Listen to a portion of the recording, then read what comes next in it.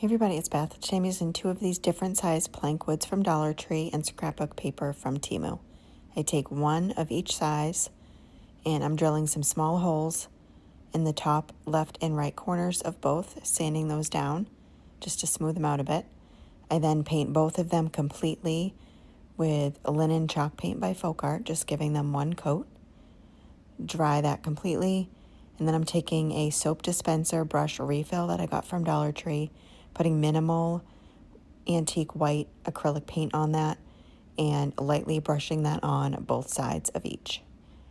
The plank woods, the square one is about 4.5 by 4.5.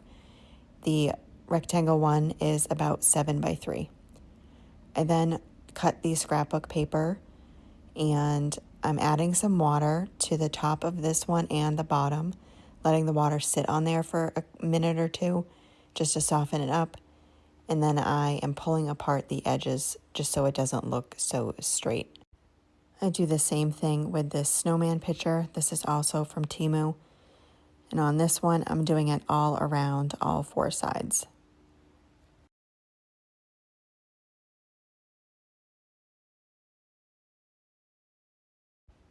Next, I'm placing the images upside down and brushing on a layer of Mod Podge to the back sides of them.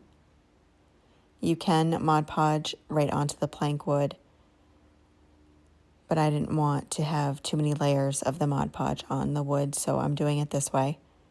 But either way is just fine. On this one, I didn't cut it small enough, so I place most of it down, and then I end up tearing a little bit more from the bottom of the image.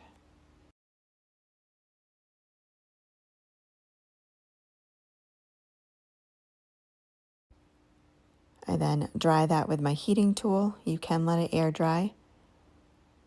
I sand off the excess scrapbook paper on the longer piece of wood. I take a small needle point and poke through the hole on the square plank wood. And then Mod Podge on top of each of the images. And then dry that completely. And there was a couple bubbles on the snowman one, so I just heated it up and then smoothed it out with some parchment paper and just using my hand. Then added some rusty wire. This I get from Amazon. From the back to the front of each of the pieces. And if you don't want to use the wire and drilling the holes, you can always just huck loose some twine or something onto the back of each. I just twisted the wire on the front and cut off the excess and hot glued a bow on each. And that is it for this project. Thank you so much for watching.